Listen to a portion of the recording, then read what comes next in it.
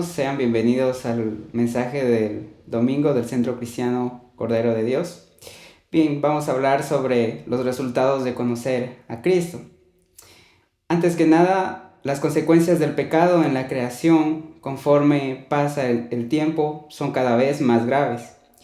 La tierra, según la ciencia, ha sido deteriorada a tal punto que no hay certeza de que pueda durar más de 50 años. Dentro de la sociedad humana, las relaciones se han alterado. Jóvenes que no quieren casarse, miles de divorcios, niños abandonados. Empiezan a surgir grupos a favor del aborto, a favor de los LGBTI. Ahora las personas que no se sienten a gusto como hombre o como mujer pueden cambiar de sexo. La pobreza mundial aumenta cada vez más, el desempleo ha alcanzado niveles insostenibles, lo que desemboca en el aumento de la delincuencia e inseguridad ciudadana. Solo por mencionar unas pocas cosas. Sinceramente podríamos pasar mucho tiempo discutiendo todo lo que ha sido alterado por el pecado. Como consecuencia tenemos que los humanos viven sin esperanza y dejándose llevar por sus pasiones más bajas. Pero en medio de todo esto, los cristianos tenemos una gran ventaja, que cambia el enfoque en cómo vemos las cosas, ya que cuando nos acordamos de la cruz y vemos a Cristo, podemos descansar, ya que Él ya ha vencido al enemigo, quien es el que gobierna este mundo caído. Hoy hablaremos de los resultados de conocer a Cristo. El pasaje que vamos a estudiar se encuentra en 1 de Juan, capítulo 3, versículos 1 al 10. Dice así: Mirad cuál amor nos ha dejado el Padre para que seamos llamados hijos de Dios. Por esto el mundo no nos conoce, porque no le conoció a Él. Amados, ahora somos hijos de Dios y aún no se ha manifestado lo que hemos de ser. Pero sabemos que cuando Él se manifieste, seremos semejantes a Él, porque le veremos tal como Él es. Y todo aquel que tiene esta esperanza en Él se purifica a sí mismo, así como Él es puro. Todo aquel que comete pecado infringe también la ley, pues el pecado es infracción de la ley.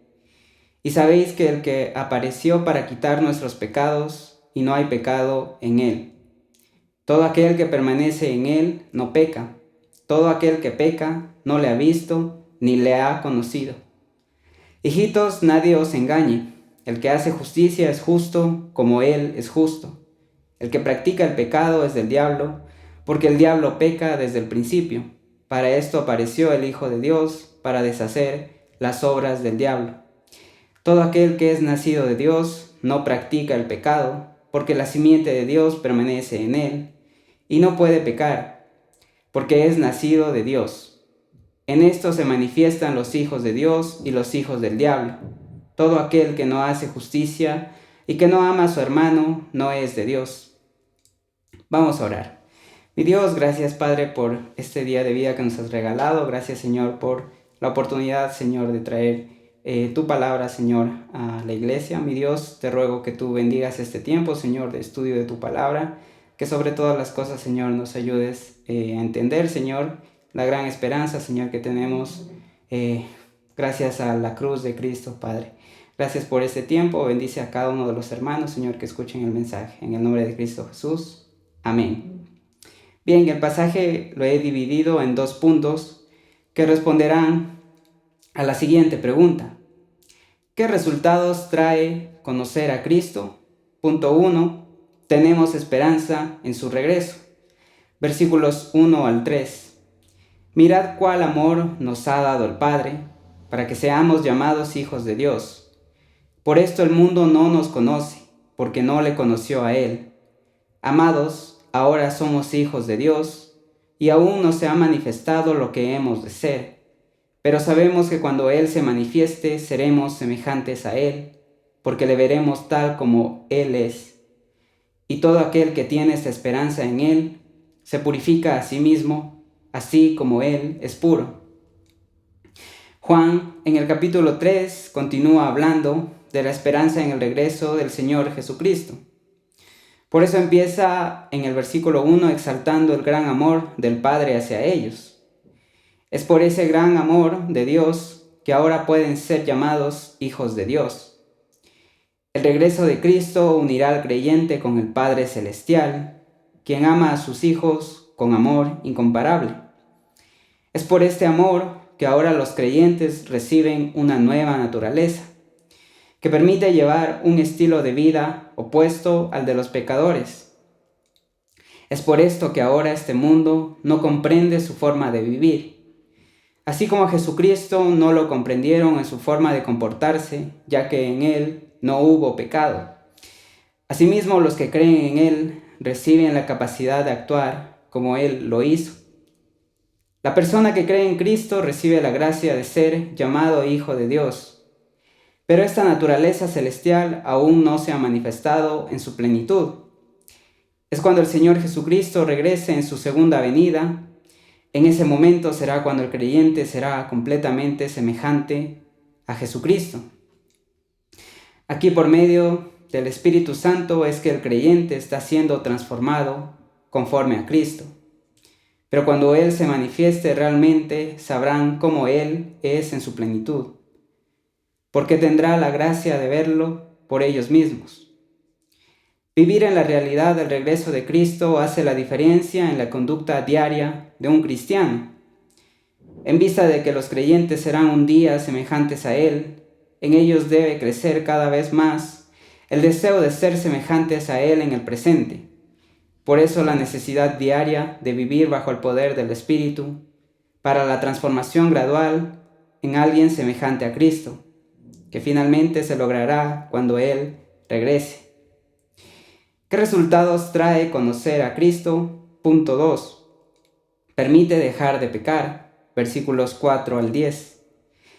Todo aquel que comete pecado infringe también la ley, pues el pecado es infracción de la ley. Y sabéis que Él apareció para quitar nuestros pecados, y no hay pecado en Él. Todo aquel que permanece en Él no peca. Todo aquel que peca no le ha visto ni le ha conocido. Hijitos, nadie os engañe. El que hace justicia es justo como Él es justo. El que practica el pecado es del diablo, porque el diablo peca desde el principio.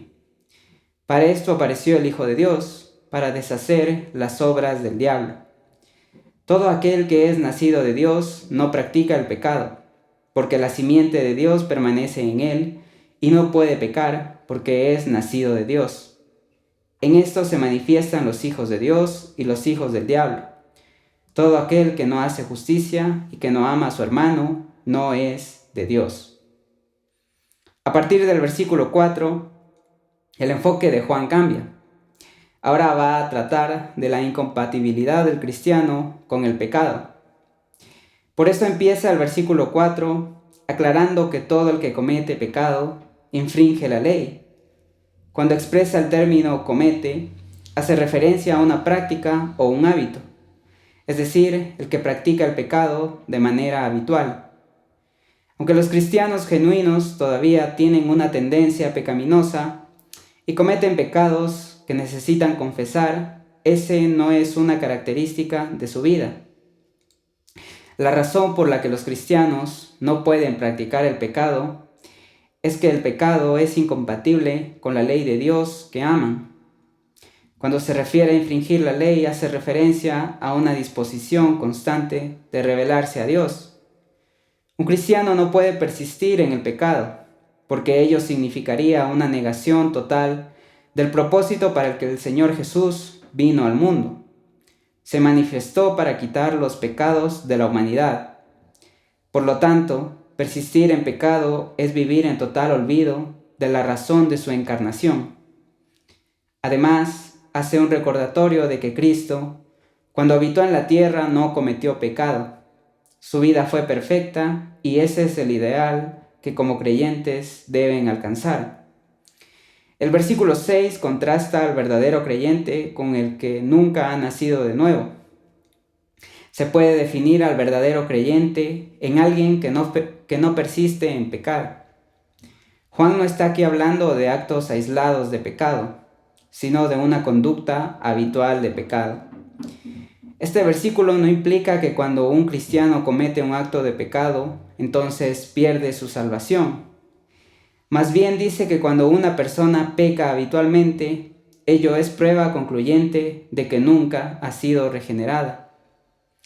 Como los falsos maestros se proponían pervertir los fundamentos de la fe, existía la posibilidad de que algunos cristianos hubieran sido engañados para aceptar lo que ellos defendían. El estilo de vida habitual del creyente genuino es la justicia, reflejando así el carácter justo de Cristo, y esto contrastaba por completo con los falsos maestros que practicaban el pecado. Juan es muy claro en decir que aquellos que practican el pecado pertenecen al diablo. Con esto se refiere que el que se encuentra detrás de todo el pecado que existe es Satanás como el padre de pecado.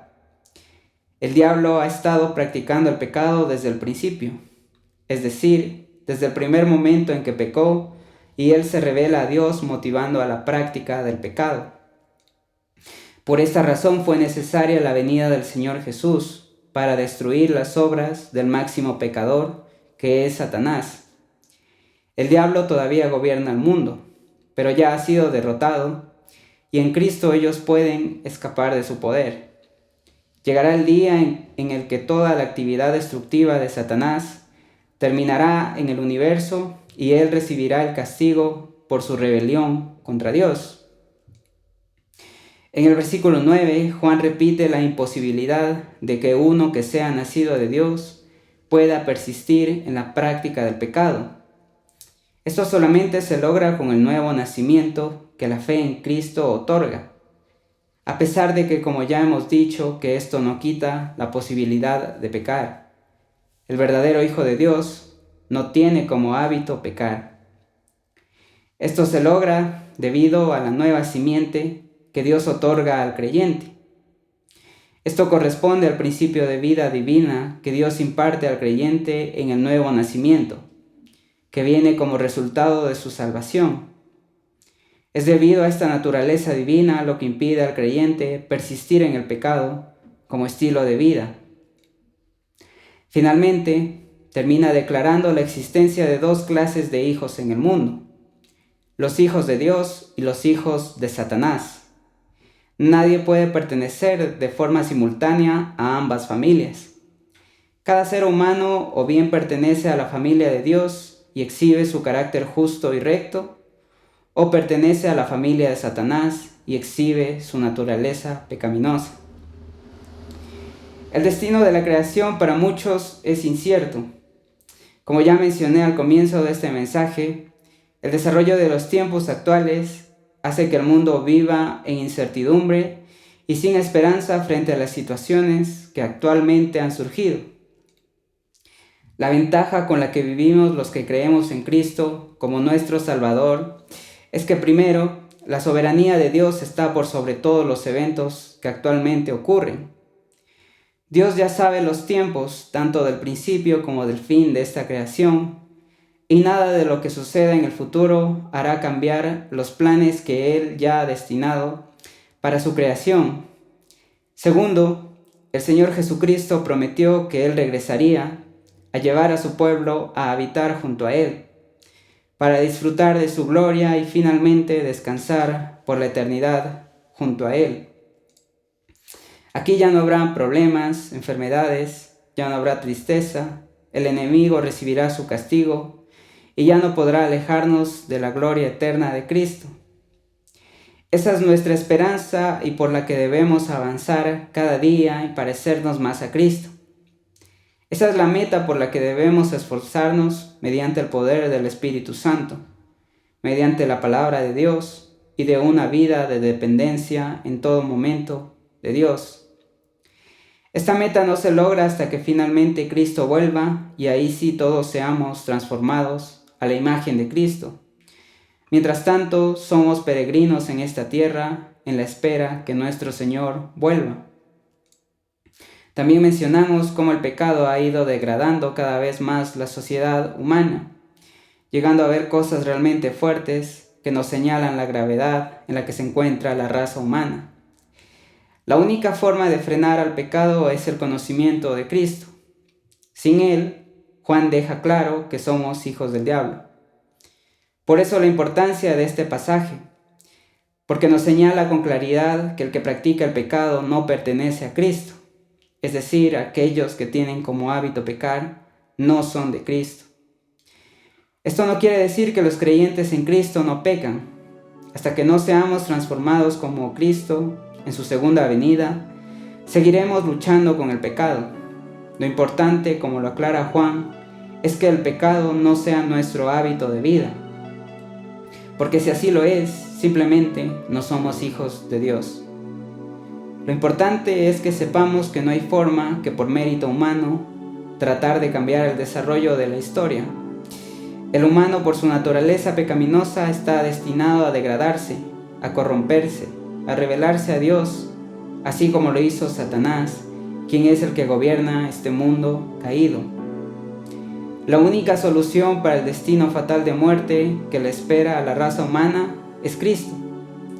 Él es la luz en medio de la oscuridad, el único medio para alcanzar el perdón de pecados.